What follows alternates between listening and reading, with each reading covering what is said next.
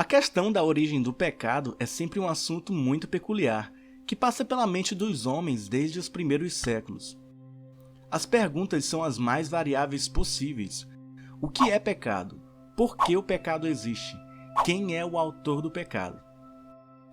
Nem todos possuem uma definição concreta de pecado, e os que possuem parecem ter formas diferentes de olhar para o assunto. A Bíblia não explica em detalhes a origem do pecado, mas nos informa como ele entrou na humanidade e nos fornece alguns detalhes importantes acerca da sua existência antes de atingir o homem. Alguns estudiosos entendem que a profecia do profeta Isaías contra a Babilônia e a profecia do profeta Ezequiel contra o governante de Tiro são indicativos da origem do pecado e da consequente queda angelical. Mas isso é difícil saber, pois ambas as passagens não são tão claras nesse aspecto. No entanto, o Novo Testamento lança luz sobre essa questão. O apóstolo Paulo, escrevendo a Timóteo, indica que o orgulho de Satanás o precipitou em condenação. Obviamente, sua soberba foi em tentar ser como Deus, e com a mesma oferta ele seduziu o primeiro casal. A Bíblia é bastante clara com relação à origem do pecado na humanidade. O capítulo 3 do livro de Gênesis descreve em detalhe como se deu a queda do homem. Adão e Eva sucumbiram à tentação e se colocaram em posição a Deus. Eles cobiçaram ser como Deus, desacreditaram de sua palavra e transgrediram sua lei. Quando comeram do fruto da árvore do conhecimento, eles concretizaram sua condição de inimigos de Deus e merecedores de sua ira. Mas eu não quero aqui nesse vídeo dar tantos detalhes sobre a origem do pecado. Falaremos disso em um outro vídeo. Mas questionar, você já se perguntou por que não deve pecar? Será se é porque Deus é um ser autoritário e tem prazer em estipular regras para o ser humano? O que acontece quando pecamos? Se você já fez esse tipo de pergunta, comenta aí, eu quero muito ler o seu comentário, pois hoje vamos conhecer 5 motivos no qual não devemos pecar. Mas antes, se inscreve aí no canal ativando o sininho das notificações e deixa o seu like. Eu sou Gustavo Souza e você está agora no canal Cristão Curioso.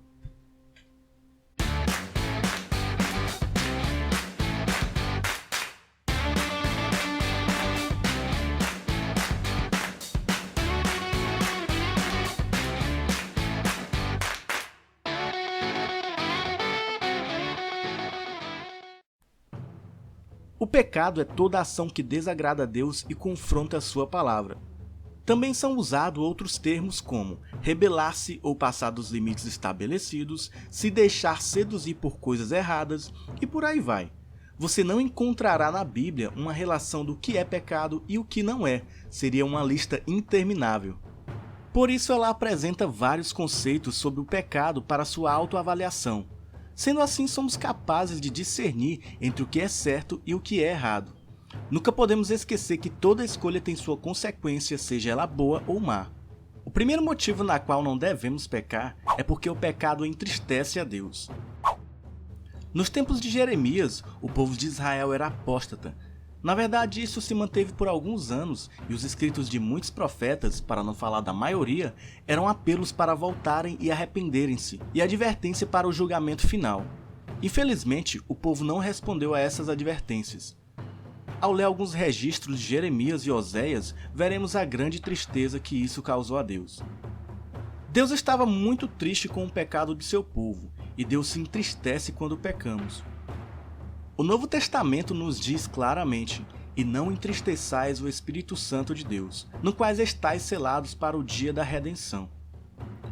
O Espírito de Deus fica triste quando o rejeitamos, quando nós voluntariamente abandonamos seu caminho, para trilhar outros caminhos devido às nossas paixões pessoais, desejos e ambições.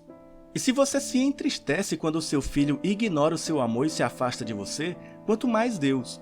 Você não deixa de amar os seus filhos, mas seu desejo é que eles caminhem no amor e companheirismo com você. Assim também é o desejo de Deus. O segundo motivo pelo qual não devemos pecar é porque o pecado nos engana. O pecado chega tão sorrateiramente que precisamos estar sempre atentos. Caso contrário, quando percebermos, já estaríamos presos a ele e com muita dificuldade conseguiríamos nos voltar a Deus. Eva foi atraída para o diabo em meio a uma vida perfeita num belo jardim, com um marido que amava na presença do próprio Deus.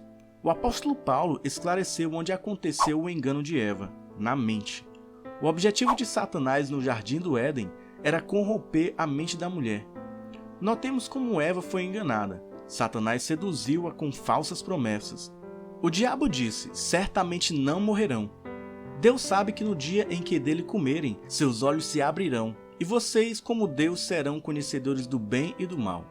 O engano estava na ideia de que ela não sofreria as consequências de seu pecado, nem morreria. Em vez disso, Eva foi levada a crer que se tornaria tão sábia quanto Deus. Olha o que diz em Romanos capítulo 7, versículo 11. Porque o pecado, tomando ocasião pelo mandamento, me enganou, e por ele me matou. O terceiro motivo no qual não devemos pecar é porque o arrepender-se do pecado é um processo doloroso. O arrependimento é um dos primeiros princípios do Evangelho. Ele é essencial para a nossa felicidade nessa vida e por toda a eternidade. O verdadeiro arrependimento é muito mais do que apenas reconhecer os erros. É uma mudança na mente e no coração, que nos dá uma nova perspectiva sobre Deus, sobre nós mesmos e sobre o mundo. Alguém verdadeiramente arrependido irá confessar os seus pecados a Deus, reconhecendo onde falhou e demonstrando disposição para mudar aquilo que precisa ser mudado. Além da confissão, o arrependimento também trará consigo vergonha e ódio ao pecado. Além de ser um processo doloroso e vergonhoso, imagina ter que pedir perdão várias vezes pela mesma coisa. A Bíblia nos ensina que devemos confessar os nossos pecados a Deus, e que confessar o pecado é importante para a reconciliação quando uma pessoa peca contra outra. Confessar o pecado é a atitude correta para consertar um erro. Quando possível, o crente deve ir ter com seu irmão ofendido e pedir perdão. Se o seu pecado afetou várias pessoas, deve pedir perdão a essas pessoas. A confissão nunca deve ser para publicamente humilhar a pessoa que se confessa, mas deve ser para reconciliar irmãos. O quarto motivo no qual não devemos pecar é porque o pecado é um prazer momentâneo.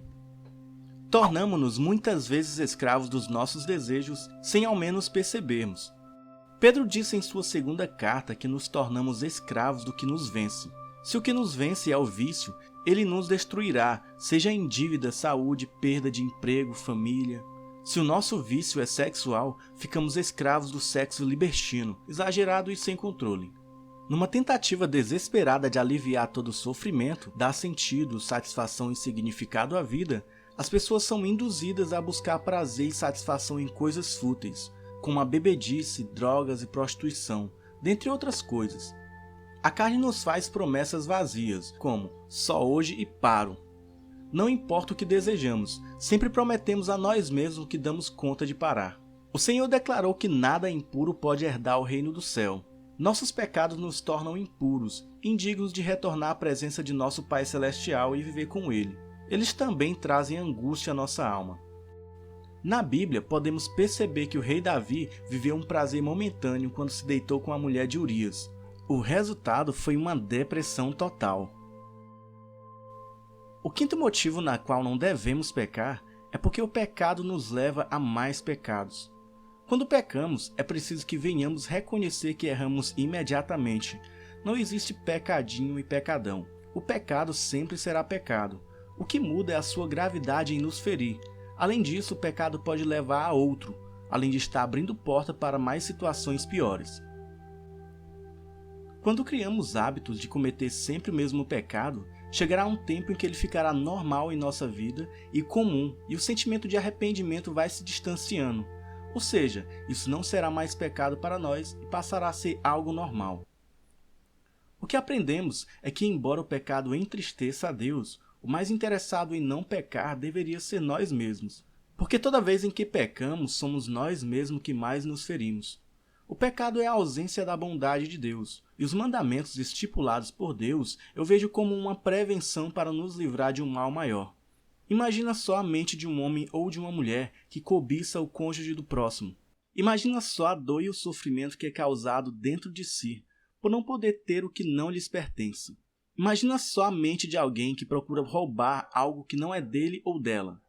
E assim são vários e vários exemplos de pecados, e todos têm o mesmo objetivo, nos machucar, além disso nos tirar da presença de Deus.